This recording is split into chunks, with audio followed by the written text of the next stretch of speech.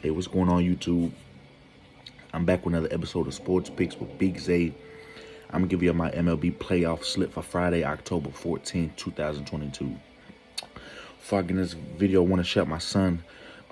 His birthday is tomorrow, the 15th. He'll be turning 2 years old. So everybody wish my son a happy birthday. Happy birthday, my little brother Jaden. His birthday literally was just yesterday. Mom's birthday coming up the 20th. Sister's birthday coming up the 24th. Bay's birthday next month, the 13th. Got a lot of birthdays coming up, man. If it's your birthday coming up, happy birthday to you. Let's catch some plays. First game, we got the Cleveland Guardians taking on the Yankees. We got Shane Bieber going up against Nestor Cortez. And just looking at both of these pitchers from a career as a whole, in Shane Bieber's career against the Yankees, he's got a 1-on-1 record with an ERA of 5.74 in 3 appearances in his career against the Yankees. And Nestor Cortez, he's got 5 appearances against this Guardians lineup in his career with a 2.50 ERA.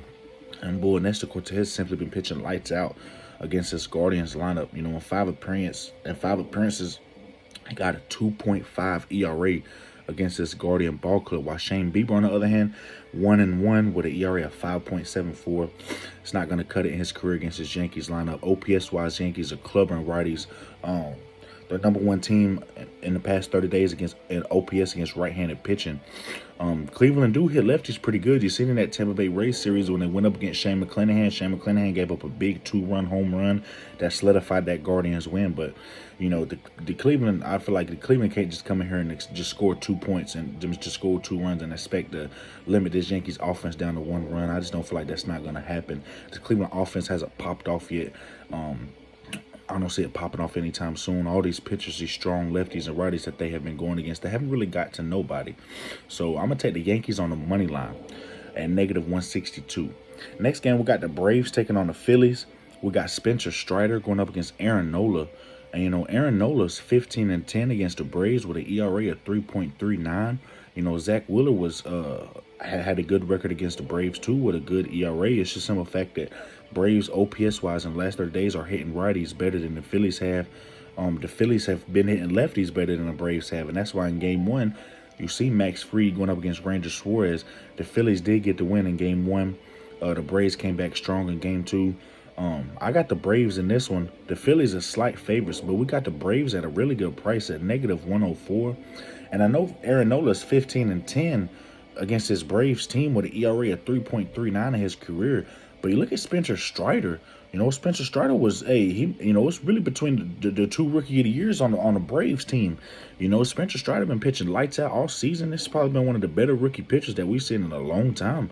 And he's 4-0 in the 4 appearances against this Phillies lineup this year. He's 4-0 with an ERA of 1.27 and 34 Ks in 4 appearances. Man, he's just simply pitching lights out against this Phillies lineup. With 4 appearances this year with a 1.27 ERA against the Phillies, I got to take the Braves. If the Spencer Strider pitches well enough, just like Kyle Wright did, to put them in a position to win, I do like Braves bullpen better than the Phillies. Give me the Braves on the money line.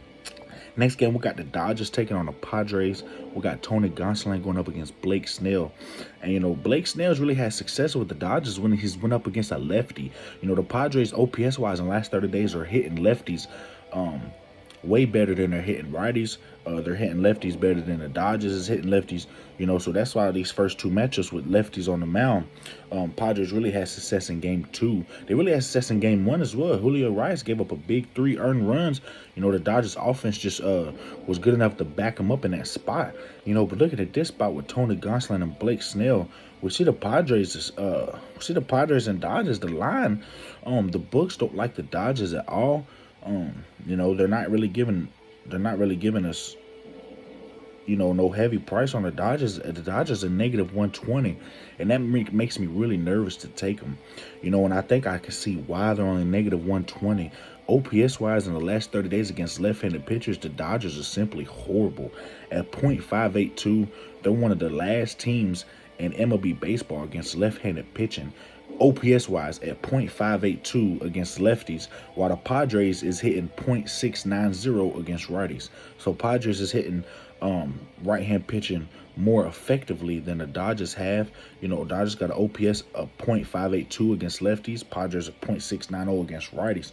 Only problem is you got Tony Gonsolin on the mound. You know, no matter how much you might be able to hit the right hand better than the left, it all just really depends on the pitching. And I still think Tony Gonsolin is good enough to put this Dodgers in the spot to win.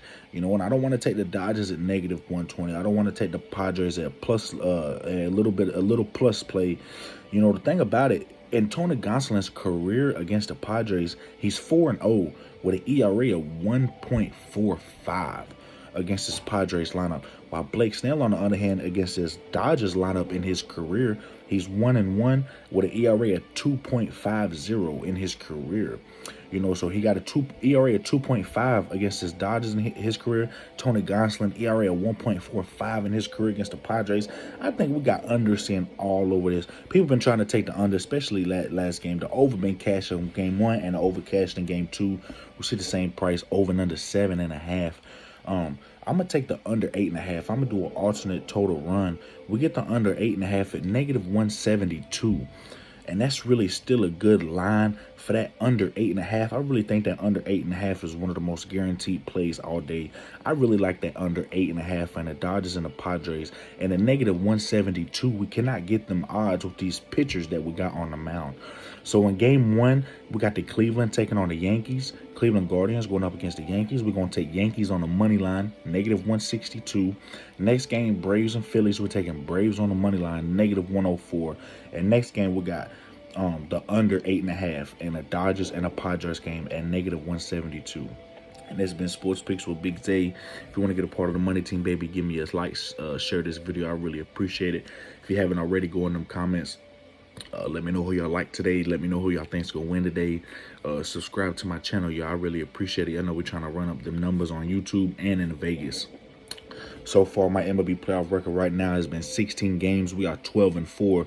We was 11-2, and boy, we was going crazy, but we done took a couple losses, so now we are 12-4. Let's sweep the board today. You know, yesterday, day before, that was a little rocky. I feel like the Mariners should have covered that 1.5 against the Astros. You know, we should be sitting at a 13-3 spot, but now we're sitting at a 12-4, which still is not bad. You know, 12-4 on the MLB playoffs. You know, I feel like I could do better though. I feel like I should be 13-3 right now, but 12-4, I take it. I'm gonna try to sweep the boards. If I sweep the boards today, we'll be 15-4. You know, out of 19 playoff games, we'll hit the first 15. You know what I'm saying? 15 out of 19. I really like that number. We hitting the books heavy today, y'all. Let's sweep these books. Let's go 3-0 today. Let's cash some plays. Y'all know we family when it comes to the gambling world. Let's get this bread.